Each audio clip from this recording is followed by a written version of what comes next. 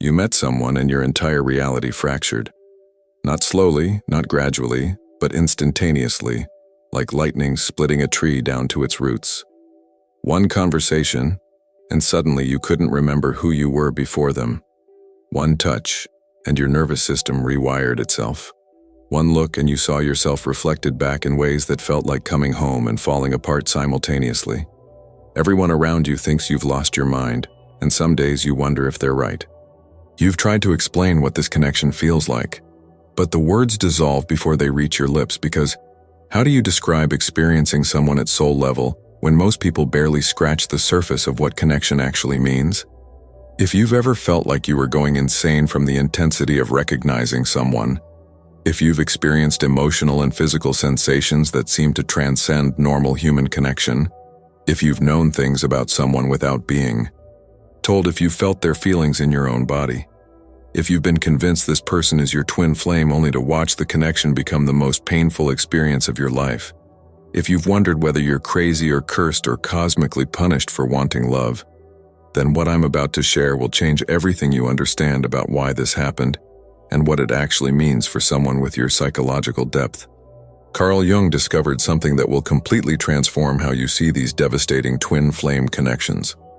After decades of studying the deepest layers of human consciousness, he found that what spiritual communities call twin flame recognition is actually the activation of what he termed the contrasexual archetype, the anima in men and animus in women, the internalized image of your ideal other that lives in your unconscious mind.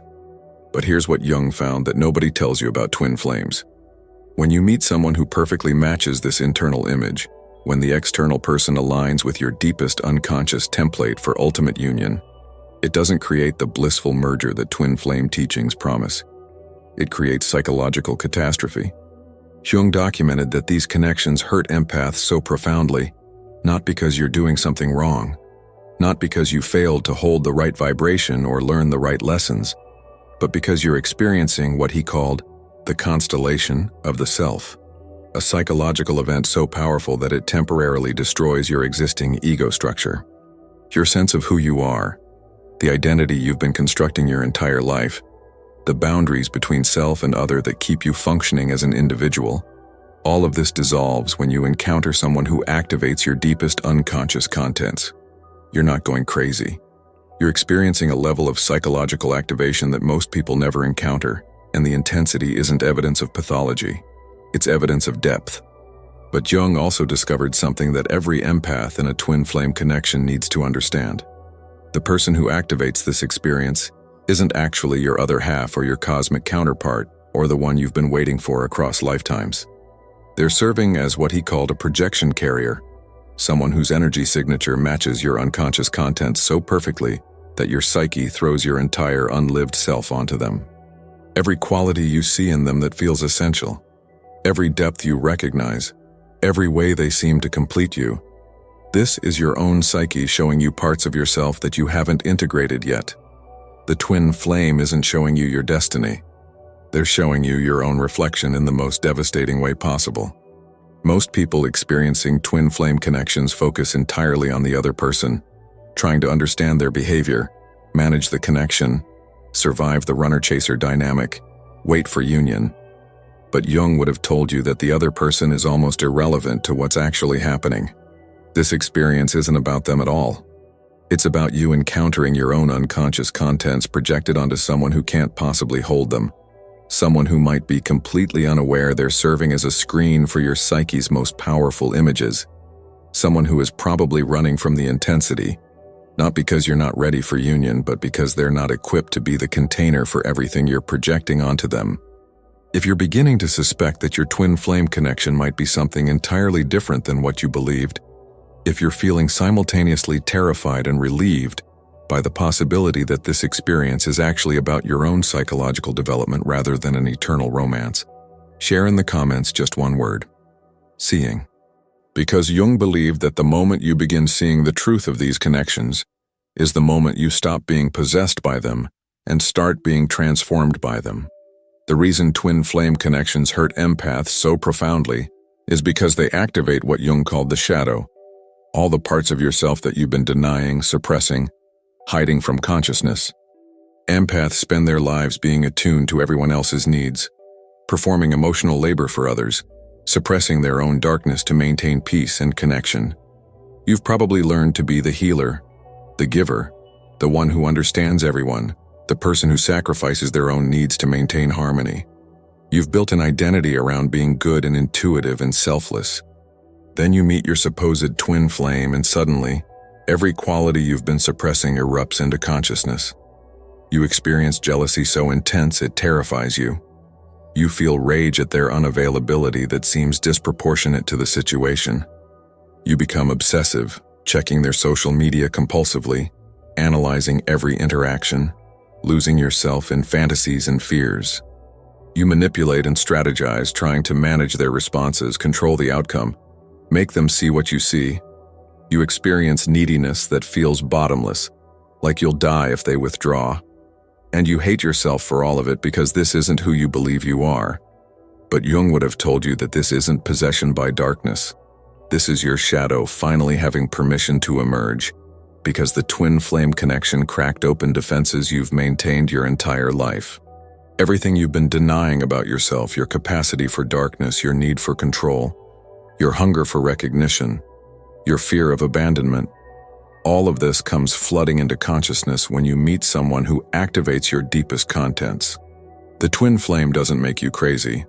They reveal the craziness that's been living inside you all along, carefully hidden behind your empathic performance of light.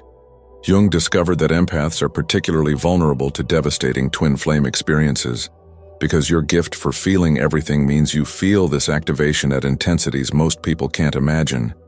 You're not just thinking about them constantly. You're experiencing them in your body, your nervous system, your energy field. You're not just emotionally attached. You're psychically entangled at levels that transcend normal human connection. You're not just hoping for relationship. You're experiencing a psychological merger that feels like your soul is literally incomplete without them. This merger is what Jung called participation mystique, a state where ego boundaries dissolve and you can't distinguish between your feelings and theirs, your needs and theirs, your energy and theirs. In this state, when they hurt, you hurt. When they withdraw, you feel abandoned at core levels that have nothing to do with this specific person. When they show interest, you feel high like a drug hit. When they disappear, you experience withdrawal symptoms that are physically painful. You're not exaggerating when you say it feels like dying.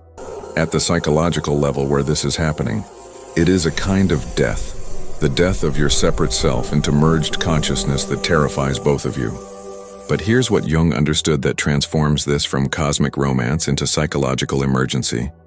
This merger isn't love in its mature form. It's regression to what he called the Ouroboros, the unconscious unity that exists before ego development, the merged state that infants experience with their mothers before they develop a sense of separate self. The twin flame connection is pulling you back into pre-differentiated consciousness, and it feels profound because you're accessing very early states of union. But Jung discovered that you can't build adult relationship from this place. You can only experience the ecstasy and agony of dissolution, over and over until you're finally willing to do the work of separation that allows for genuine meeting.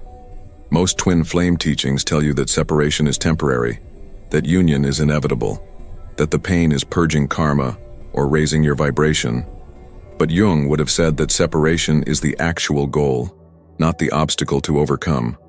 The twin flame connection appears in your life to force you to individuate, to become a separate, whole person, rather than remaining in unconscious fusion.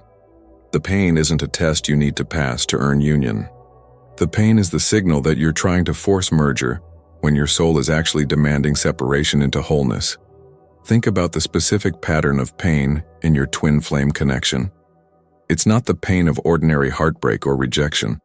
It's the pain of your entire psyche being reorganized, the agony of psychological structures dissolving, the terror of not knowing who you are without this person defining you. You wake up thinking about them. They invade your dreams. You feel them across distance. You know things about them you shouldn't know. You experience their emotions as your own.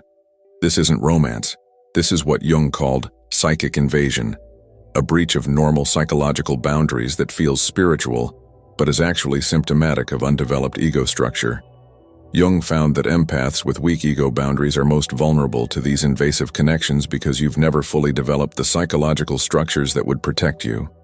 You've been so busy attuning to others that you never built a strong sense of self. Your empathy became your identity, and when someone activates your depths, there's no container strong enough to hold the intensity. You dissolve into them because you never fully formed as yourself. The twin flame reveals this deficit in the most painful way possible. But Jung also discovered that this dissolution, as agonizing as it is, serves a crucial developmental function. It's forcing you to confront everything you've been avoiding about yourself. Every wound the twin flame triggers, every pattern they activate, every shadow quality they call forth, this is your psyche demanding that you finally do the integration work you've been postponing. The twin flame isn't your teacher in a pleasant sense. They're your psychological crisis, the emergency that forces you to either develop genuine ego strength or remain trapped in cycles of merger and abandonment for the rest of your life. The attachment wounds that twin flame connections activate in empaths go deeper than most people recognize. Jung studied what he called the mother complex and father complex, the internalized images of your first relationships that shape all subsequent connections. If you had caregivers who were emotionally unavailable, inconsistent, overwhelming, or enmeshed, you developed what attachment theory calls insecure attachment patterns. The twin flame connection reactivates these patterns with devastating intensity because you're not just dealing with adult relationship dynamics. You're reliving childhood wounds at full force. For empaths with anxious attachment, the twin flame becomes the unavailable parent you could never quite reach, and you recreate the same desperate pursuit, the same conviction that if you just love them right, or be enough, or wait long enough, they'll finally see you and stay. The runner-chaser dynamic isn't cosmic design. It's your attachment wound playing out through someone who triggers it perfectly. Your twin flame might not consciously intend to recreate your childhood pain, but they're unconsciously selected by your psyche precisely because they will. For empaths with avoidant attachment who've learned to suppress needs and maintain independence, the twin flame breaks through these defenses and forces you to feel the neediness you've been denying. Suddenly, you're the one pursuing, the one obsessed, the one who can't function without contact, and it's terrifying because this isn't who you thought you were. But Jung would have recognized this as your disowned dependency erupting into consciousness, your psyche forcing you to acknowledge the needs you've been pretending don't exist. For empaths with disorganized attachment who learned that closeness and danger are intertwined, the twin flame creates the perfect storm of attraction and terror. You crave them and fear them simultaneously. You pursue and then withdraw. You idealize and then demonize. The chaos you experience isn't evidence of a divine connection. It's evidence of your own internal chaos finally having an external screen to project onto. The twin flame shows you the war inside yourself between your need for connection and your terror of vulnerability. Jung discovered that twin flame connections hurt so much because they're activating wounds from your earliest relationships, wounds that have been festering in your unconscious for decades. Every time your twin flame withdraws, you're not just feeling adult rejection. You're feeling the original abandonment by caregivers who couldn't meet your needs. Every time they return, you're not just feeling adult relief. You're feeling the original hope that maybe this time the parent will finally be consistently available. The intensity is disproportionate to the present situation because the past is collapsing into the present, and you're experiencing both timelines simultaneously. But here's what Jung understood that transforms this from eternal suffering into potential healing. If you can recognize these activation patterns for what they are, if you can see how your twin flame is triggering wounds that have nothing to do with them, you can finally do the healing work that's been waiting for you your entire life. The twin flame doesn't need to change for you to heal. Your parents don't need to retroactively meet your needs for you to heal. You need to become the parent to your own wounded inner child, meeting the needs that were never met, providing the consistency that was never provided, offering the unconditional love that was never given. This is the real purpose of twin flame connections according to Jung. They're not about union with another person. They're about union with yourself, integration of the disowned parts, healing of the original wounds, development of internal parents who can soothe and support you when external people can't or won't. The twin flame is forcing you toward what he called individuation, becoming whole within yourself rather than seeking wholeness through merger with someone else. The spiritual emergency that twin flame connections create in empaths is what Jung called a psychotic break for the mystic, a temporary dissolution of reality that can lead either to breakthrough or breakdown depending on how you navigate it.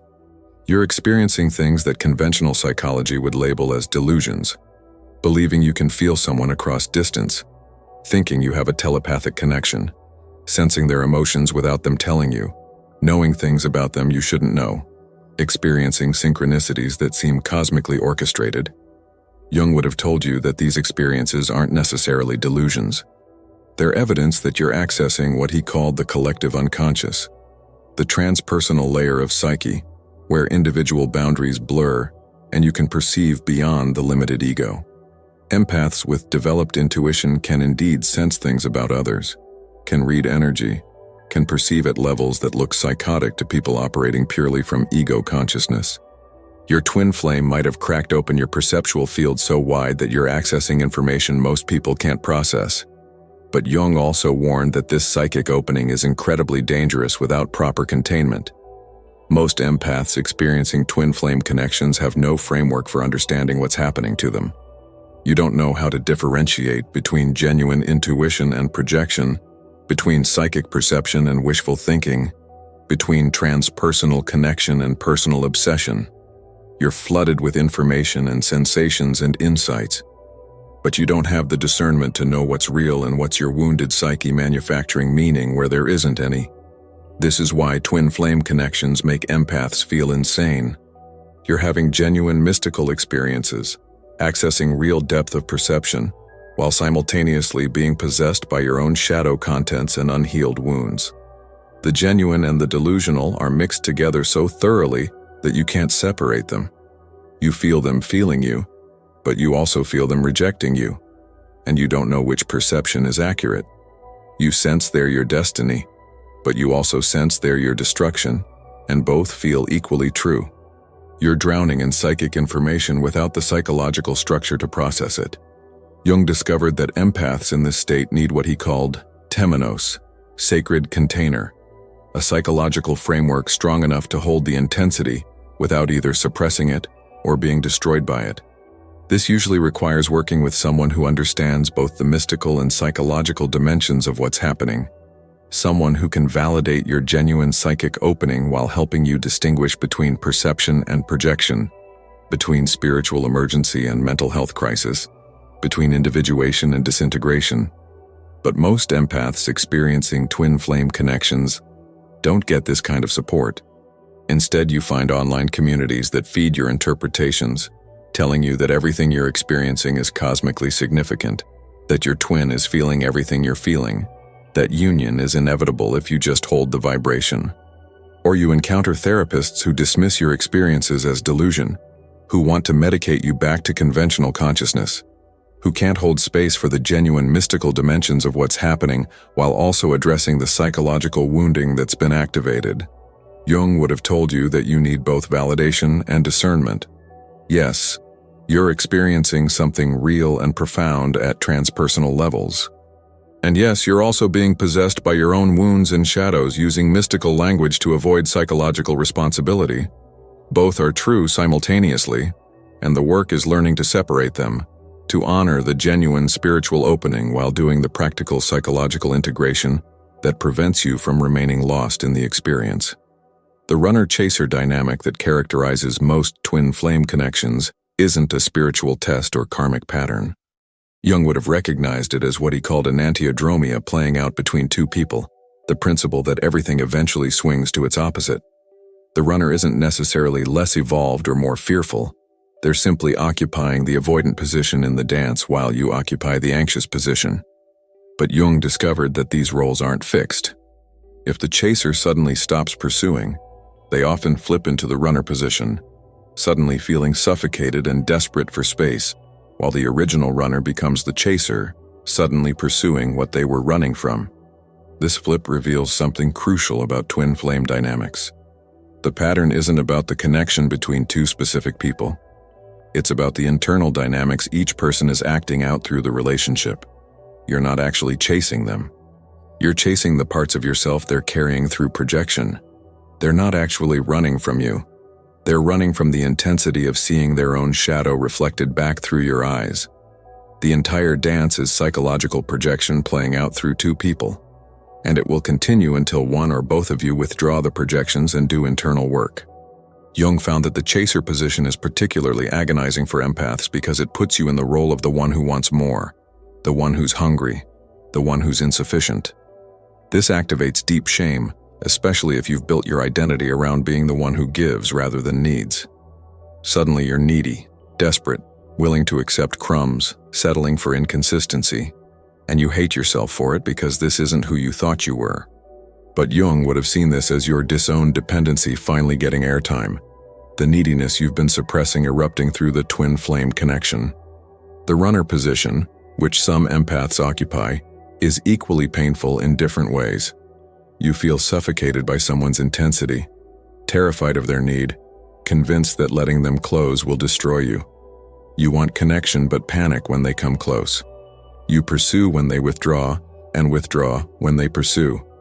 You're trapped between hunger and terror, and you don't understand why you can't just relax into love. Jung would have recognized this as your disowned vulnerability creating panic, the terror of being consumed that comes from never having developed strong ego boundaries. But here's what Jung discovered that offers hope. These roles aren't your fixed nature. They're positions you're temporarily occupying to learn something your psyche needs you to learn. The chaser is learning to validate their own needs rather than seeking validation externally. The runner is learning that intimacy doesn't equal annihilation, that you can stay close without losing yourself. Both are learning to develop psychological structures that allow for genuine meeting, rather than unconscious fusion or defensive separation. The path out of twin flame suffering, according to Jung, begins with withdrawing your projections. Every quality you believe your twin flame possesses that makes them essential, every way you think they complete you, every depth you recognize in them, you need to acknowledge as qualities in your own psyche seeking expression. This doesn't diminish the reality of what you perceived. It correctly locates it as something happening in your own depths, rather than in them or between you. Jung called this process active imagination, consciously engaging with the projected contents to reclaim them. You visualize your twin flame, and instead of focusing on them as a separate person, you ask, what part of me are you carrying? What quality am I seeing in you that I need to develop in myself? What wound are you activating that's ready to heal? What does my psyche need from this experience? The answers that emerge from these questions begin the work of bringing projection home, of recognizing that your twin flame was a mirror, not a match. This process is excruciating for empaths because it requires accepting that the person you thought was cosmically designed for you was actually serving a much more mundane psychological function, showing you yourself. The romantic narrative of eternal love and destined union is so much more appealing than the psychological truth that you were projecting your unlived self onto someone who can't actually carry it.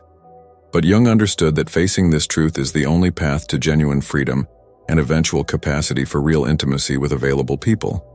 Some empaths resist this work because it feels like betraying the connection, like diminishing something sacred, like admitting you were wrong. But Jung would have told you that withdrawing projection doesn't invalidate what you experienced. It honors it by understanding it correctly. The connection was real. The recognition was real. The activation was real. But the interpretation that this person is your other half, your twin flame, your destiny, this is the illusion that needs to dissolve for you to grow beyond this pattern. As you withdraw projections, something remarkable happens. The obsession begins to lift. Not immediately, not completely, but gradually you find yourself thinking about them less. The energetic pull weakens. The conviction that you can't live without them starts to seem ridiculous. You notice other people again. You have energy for your own life. You realize you've been in a kind of trance, possessed by your own unconscious contents, and you're finally waking up. It feels like grieving and liberation simultaneously, loss and relief, ending and beginning. Jung discovered that empaths who successfully navigate twin flame experiences emerge with capacities most people never develop. You've learned to feel intensity without being destroyed by it. You've learned to recognize projection and reclaim it. You've learned that you can survive psychological dissolution and reorganization. You've learned to distinguish between mystical experience and psychological wound. You've learned that the deepest connections aren't always meant to become relationships, that recognition doesn't equal compatibility, that loving someone doesn't mean you should be with them. These lessons prepare you for what Jung called conscious relationship, partnership based on mutual presence rather than unconscious projection, on genuine seeing rather than fantasy, on sustainable intimacy rather than dramatic intensity. The twin flame was training you for this, though not in the way you expected. They weren't training you by eventually showing up and offering you conscious relationship. They were training you by their absence, their unavailability, their inability to be what you needed, forcing you to develop these capacities within yourself. But Jung also identified something crucial about timing. Some empaths try to skip the integration work and immediately pursue new relationships, thinking they just need to find the right person, someone more available, someone less triggering. But Jung found that unintegrated twin flame experiences follow you. You'll simply recreate the same patterns with new people because the pattern lives in you, not in the specific twin flame. The work has to happen internally before external relationships can shift. This internal work involves what Jung called shadow integration, facing everything about yourself that the twin flame revealed. The jealousy, the obsession, the manipulation, the neediness, the rage, the fear, the shame, all of it needs to be acknowledged, felt, and integrated, rather than projected back onto the twin flame or suppressed back into unconsciousness. This is brutal work because it requires admitting that you're capable of darkness, that your empathic light identity is only part of your wholeness, that you contain multitudes including qualities you've been denying.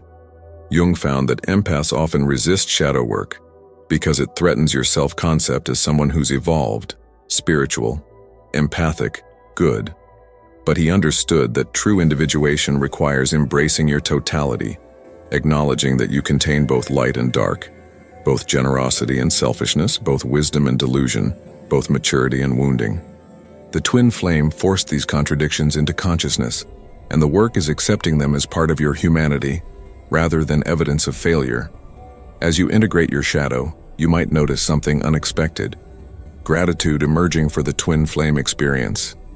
Not gratitude that it happened and you want more of it, but gratitude that it happened and showed you what needed healing.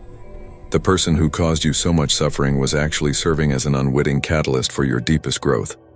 They didn't intend to be your teacher, and they probably have no idea what they activated in you. But Jung would have recognized them as what he called a psychopomp, a guide who escorts you from one level of consciousness to another. This gratitude doesn't require forgiving them, or reconnecting with them, or even thinking positively about them.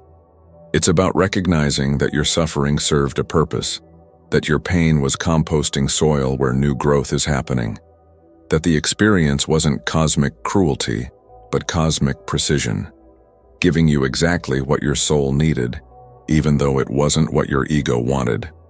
Jung believed that everything that happens to us is in service of individuation if we're willing to work with it consciously, rather than remaining identified as victims of circumstance.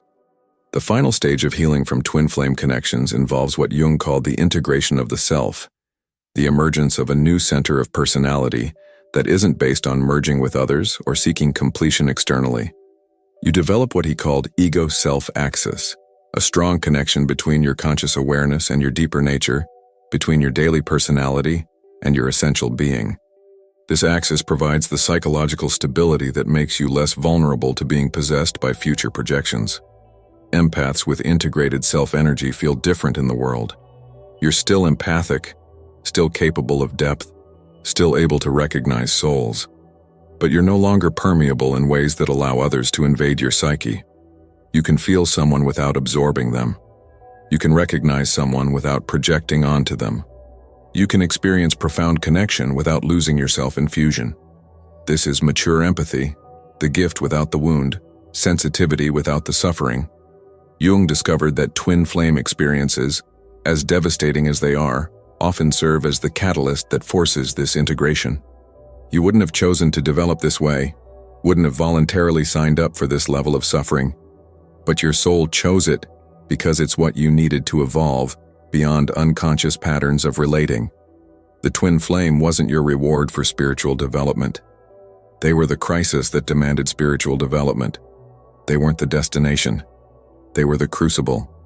If you're recognizing yourself in this exploration of why twin flame connections hurt empaths so profoundly, if you're beginning to see your experience through psychological rather than purely spiritual lens, if you're feeling the first movements toward reclaiming your projections and choosing your own wholeness over fantasy union, I want you to know that what you're feeling is real, your suffering is valid, and you're not crazy for experiencing depth that most people can't imagine. Your twin flame activated something genuine in you, even if the interpretation you gave it was inaccurate, even if the person themselves can't be what you needed them to be. For empaths navigating the psychological and spiritual complexity of twin flame experiences, I've created something that might offer support.